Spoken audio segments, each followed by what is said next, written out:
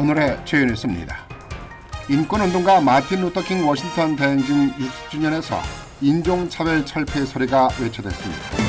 마틴 루터킹 연설 60주년에 인종차별로 인한 총격 사건이 일어나 충격을 주고 있습니다. 플로리다 남부를 중심으로 100마일이 넘는 허리케인 폭풍이 다가오고 있어서 비상사태가 선포되고 있습니다. 코로나와 갖은 증세들이 다시 고개를 들고 있어서 일부 학교들이 일시 휴교하는 사태를 맞고 있습니다. 트럼프 전 대통령의 머그샷이 불티나게 팔리고 있습니다. 대선 자금도 하루 만에 400만 달러가 넘어졌습니다. 이상은 이 시간 주요 뉴스입니다. 여러분 안녕하십니까? KBN 뉴스입니다. 서경희 아나운서가 일주일간 휴가를 떠났습니다. 서 아나운서의 자리를 일주일간 여러분과 함께하게 됐습니다. 서 아나운서가 보고 싶어도 일주일간은 기다리셔야 할 것 같습니다. 네, 오늘의 첫 소식 전해드리겠습니다. 외쳐도 끝이 없는 인종차별 철폐 촉구입니다. 차별을 당하는 인종은 또 다른 인종을 차별하면서 결국은 돌고 돌아가면서 차별하는 게 인종차별입니다. 이런 끝없는 메아리의 인종차별 철폐 촉구가 인권운동가 마틴 루터킹 워싱턴 대행진 60주년 기념과 함께 있었습니다. 자세한 내용은 오동윤 기자가 전해드립니다. 수도 워싱턴 DC의 링컨 기념관 광장에 모인 수천 명의 군중들이 잇따라 구호를 외쳤습니다. 흑인 인권운동가 고 마틴 루서킹 목사가 이곳에서 내게는 꿈이 있습니다 라고 외치며 인종차별 철폐를 요구한 60주년을 앞두고 또다시 인종차별을 외쳤습니다. 1963년 당시 킹 목사는 모든 사람들이 평등하게 태어났다는 미국의 건국 정신을 강조하면서 흑인과 백인이 모두 형제 자매로 함께하는 날이 오길 소망한다고 말했습니다. 이후 미국의 민권법과 투표권법 제정으로 이어졌고 킹 목사는 1964년 노벨 평화상을 받았습니다. 바이든 대통령은 마틴 루서킹 주니어 목사의 연설 60주년 기념일을 하루 앞둔 어제 워싱턴 포스트 기고문에서 대규모 부양책 바이드노믹스를 통해 미국 내 흑인 국민의 삶이 더 나아지고 있다고 강조했습니다. 바이든 대통령은 킹 목사의 꿈을 향해 전진해야 한다 재야 기고문에서 크리클다운 이론에 대해 불평등과 제도적 장벽을 악화시켜 흑인이 사업을 시작하고 집을 소유하고 자녀를 학교에 보내고 품위 있게 은퇴하는 것을 더 어렵게 만들었다고 비판했습니다. 이어 현 행정부는 킹 목사가 촉구한 바를 실현하기 위해 낙수 이론이 아닌 바이드노믹스를 택했다고 설명했습니다. 바이든 대통령은 정부가 앞으로도 흑인 사회를 위해 힘쓰겠다고 공언했습니다. KBN 뉴스 오동윤입니다. 인종차별로 인한 총격 사건이 또 발생했습니다. 이 총격 사건은 흑인 인권운동 역사에 이정표를 세운 마틴 루터킹 주니어 목사의 연설 60주년을 맞이한 주말에 일어나서 충격을 주고 있습니다. 이곳에서만이 아니라 미 전국에선 인종 혐오에서 비롯된 총격 사건들도 잇따랐습니다. 총격 사건이 발생한 곳은 플로리다 잭슨빌의 할인 매장이었습니다. 사건 발생 후 흑인 3명이 목숨을 잃고 용의자도 현장에서 스스로 목숨을 끊었습니다. 경찰은 이번 총기 난사를 인종 혐오에 따른 범죄로 보고 수사를 진행 중입니다. 사건은 지난 26일 오후 2시께 달러 제네럴 매장에서 발생을 했으며 총격범이 사용한 총기는 나치 문양의 갈고리 십자로 수정되는 그림이 새겨진 글록 권총 등이었으며 범행 당시 방탄조끼를 입고 있었다고 경찰은 전했습니다. 잭슨빌 보안관은 회견을 열고 이번 총격은 인종과 관련한 동기에서 발생했다면서 그는 흑인들을 증오했다고 밝혔습니다. 일요일이었던 어제는 보스턴에서도 총기 사건이 일어났습니다. 카리브 미국인 카니발 행진 도중 발생한 총격으로 최소 7명이 부상을 입었습니다. 경찰은 사건 발생 직후 2명의 용의자를 체포했으며 다수의 무기도 함께 압수했습니다. 또 오클라호마 외곽 한 고등학교에서는 지난 25일 밤 축구 경기 도중 총격 사건이 발생을 해서 16세 소년이 숨지고 2명이 부상을 입었으며 같은 날 시카고에서는 화이트삭스와 오클랜드 애슬레틱스와의 경기 도중 2명이 총을 맞는 사건이 벌어졌습니다. 총기 사고 조사 기관인 카이브에 따르면 올해 들어서 총에 맞아 숨진 사망자는 모두 28,282명이며 총격범을 제외하고 4명 이상이 사망한 총기 난사는 모두 473건이 발생했습니다. 이곳저곳에서 물난리, 불난리, 기후로 인한 난리가 계속해서 벌어지고 있습니다. 지구촌 기후 변화에 따른 재난들이 끊임없이 발생하면서 남동부 해안에서 강력한 허리케인과 열대성 폭풍이 일어날 것으로 보여서 걱정입니다. 남동부 해안 지역은 플로리다 지역 일대를 말합니다. 내일이나 모레쯤 플로리다에 접근할 것으로 보여서 지역 주민들이 바짝 긴장을 하고 있습니다. 이 소식 휴가를 떠난 서경희 아나운서가 먼 곳에서 전해드립니다. 국립허리케인센터에 따르면 프랭클린은 어제 동부 표진시로 오후 11시께 버뮤다에서 남서쪽으로 855km 떨어진 지점을 지났고 이때 중심 최대 풍속은 시속 102마일에 달했습니다. 허리케인 등급은 위력에 따라 1에서 5등급으로 나뉘고 숫자가 클수록 위력이 커집니다. 허리케인 센터는 프랭클린이 오는 30일 버뮤다에 영향을 미치기 시작해 이후 동부 해안이 영향권에 들 것으로 내다봤습니다. 여기에 더해 멕시코만에서 발생한 다른 열대성 폭풍 이달리아도 2등급 허리케인이 될 것으로 예상됩니다. 플로리다주는 이달리아가 내일 플로리다의 걸프만에 도달하기 전에 2등급 허리케인으로 격상될 것으로 내다봤고 중심 최대 풍속이 최고 시속 100마일에 달할 것으로 예상했습니다. 이달리아는 플로리다뿐 아니라 조지아주와 노스캐롤라이나주, 사우스캐롤라이나주에도 폭우 등 영향을 줄 것으로 전망됩니다. 현재는 플로리다 서부 지역에 허리케인 주의보가 발령된 상태입니다.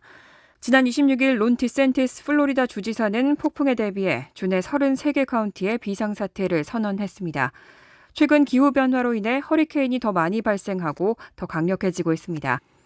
해양대기청은 올해 폭풍이 평년 수준인 12개에서 17개가 발생할 것으로 예측했었지만 지난 10일 14개에서 21개가 발생할 것으로 예상치를 상향 조정했습니다.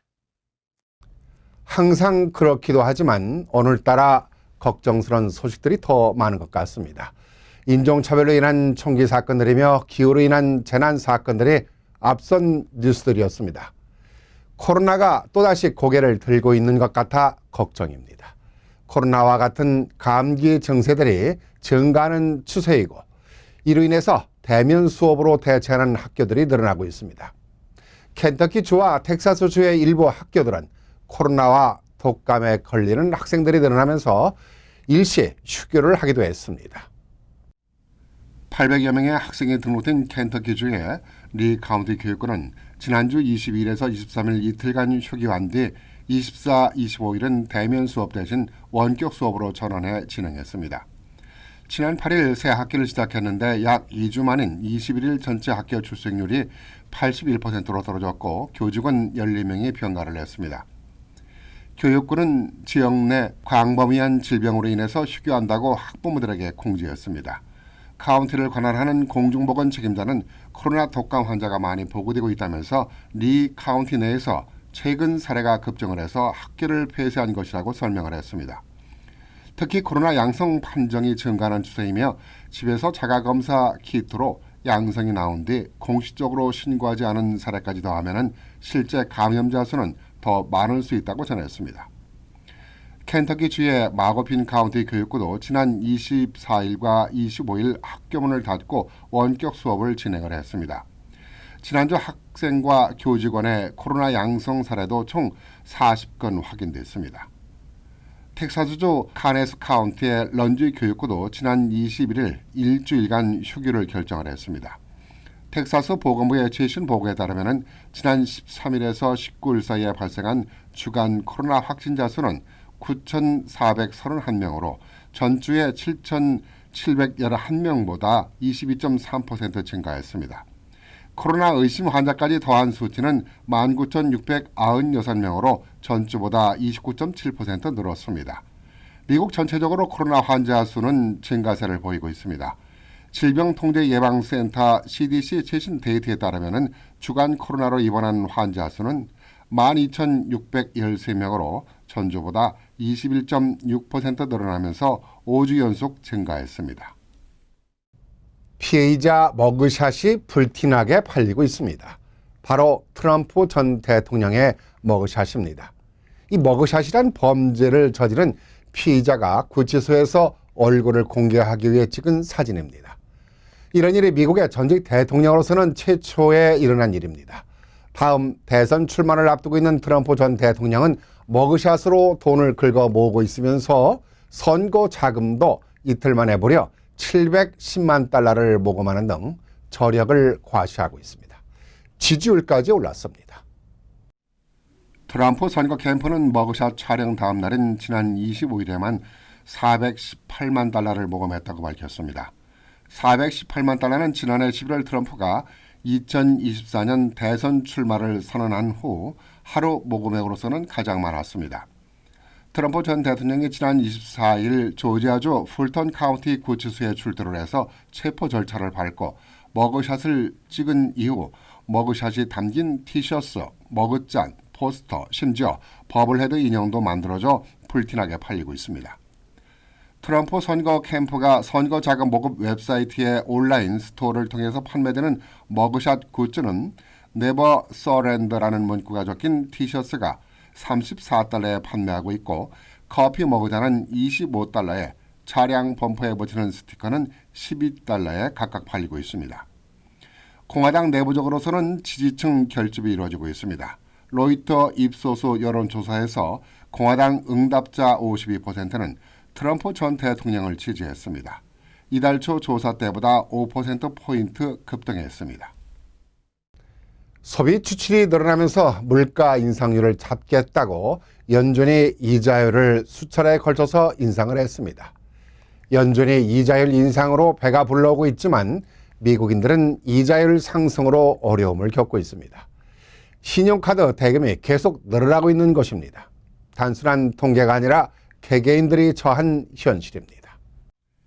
CNN은 어제 자산관리 회사인 번스타인 프라이빗 웰스 매니저먼트의 수석 투자 전략가 매트와 인터뷰에서 신용카드 잔액과 연체율이 모두 증가하고 있기 때문에 이는 소비 지출 완화로 이어질 것이라고 말했습니다.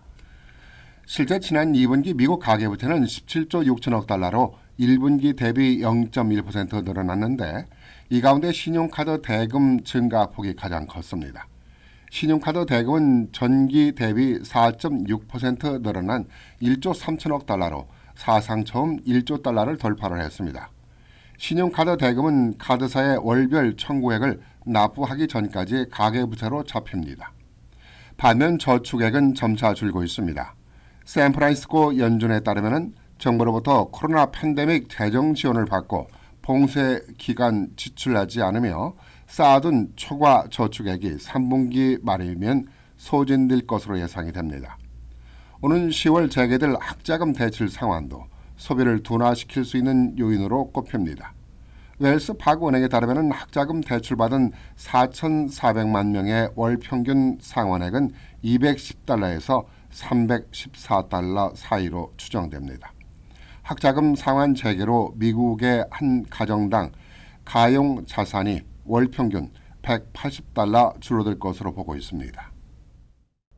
뉴욕시를 비롯한 뉴욕주가 난민 문제들로 시끄럽습니다. 곳곳에 난민들을 위한 쉘터며 텐트 천돌이 세워지고 있는데 주민들의 원성도 높습니다.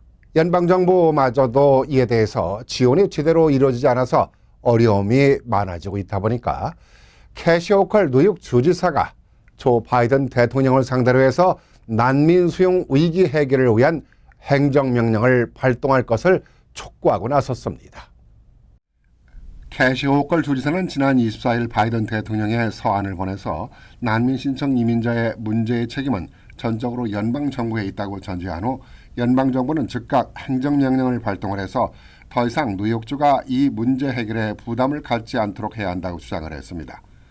호컬 주지사는 서한에서 난민 신청 이민자들의 취업 허가 신속 처리와 뉴욕주와 뉴욕시의 난민 지원을 위한 충분한 재정 지원, 연방정부 주요 시설에 대한 난민 임시보호소 전환 지원, 난민촌 등에 배치된 약 2,000명의 주 방위군 운용 비용 상환 등 크게 4가지입니다. 호컬류 지사는 난민들에게 연방정부가 임시보호지위를 부여하면 취업 허가 속도는 한층 더 빨라질 것이라고 강조한 후에 특히 이들을 지원하기 위한 연방정부의 더 많은 예산 지원이 필요하며 1억 4,500만 달러 지원은 턱없이 부족하다고 밝혔습니다.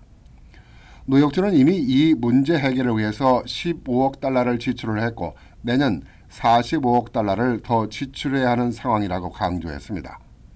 난민 신청 이민자들에 대한 의료와 복지 서비스 제공, 교통편 제공, 임시 영구 주거 공간 제공, 이중 언어 등 교육 서비스 제공을 위해서는 연방정부의 지원이 절실하다는 설명입니다.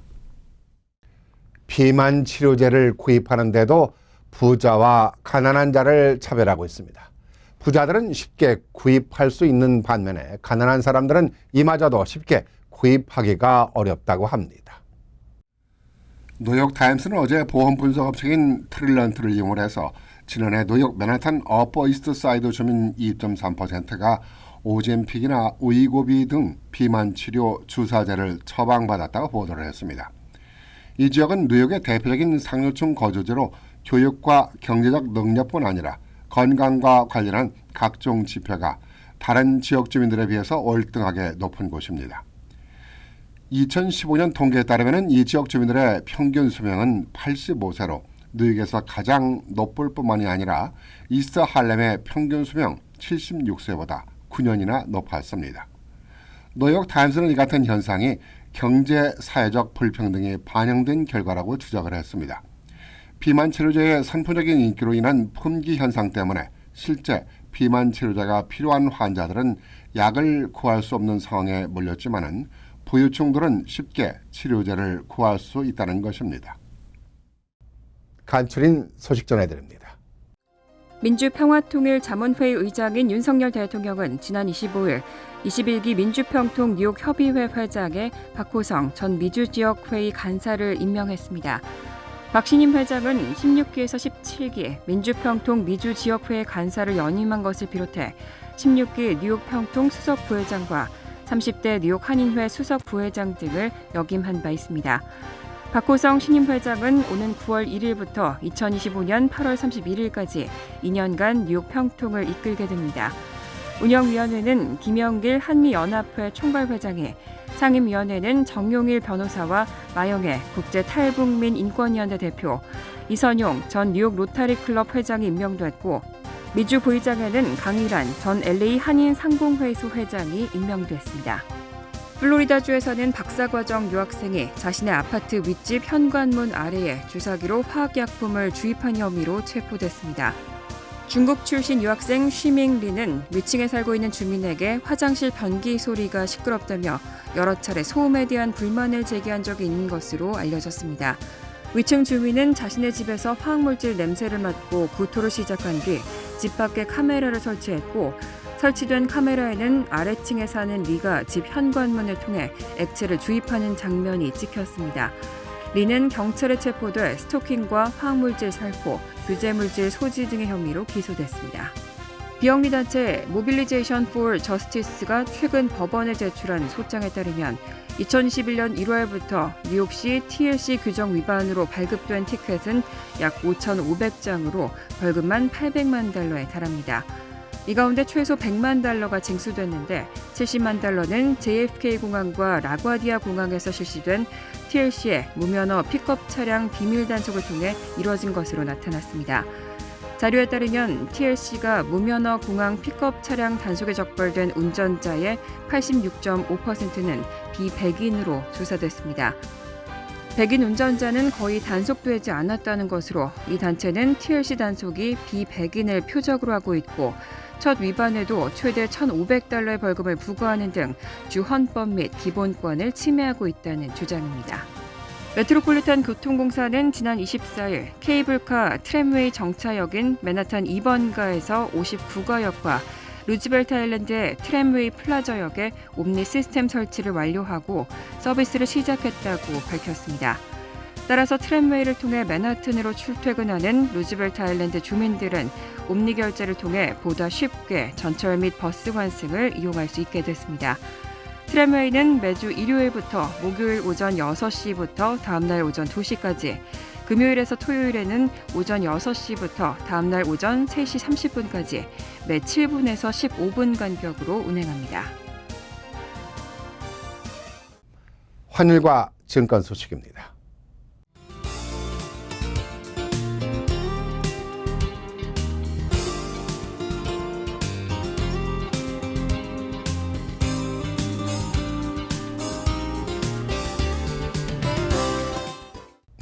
이어서 날씨입니다.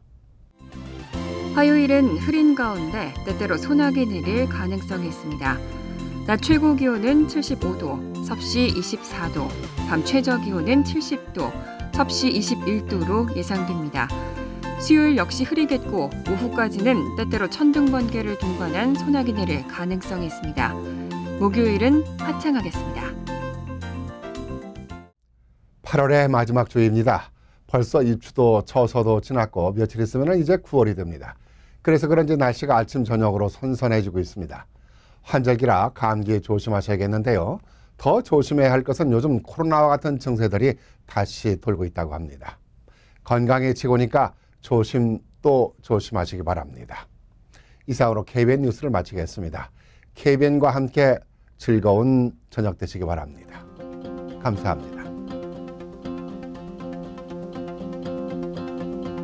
미 동부 최대 한인방송 KBN이 제작하는 KBN 뉴스는 웹사이트 mykbn.com 그리고 유튜브와 페이스북에서 다시 보실 수 있습니다. 좋아요, 구독, 알림 설정은 뉴스 제작에 큰 도움이 됩니다.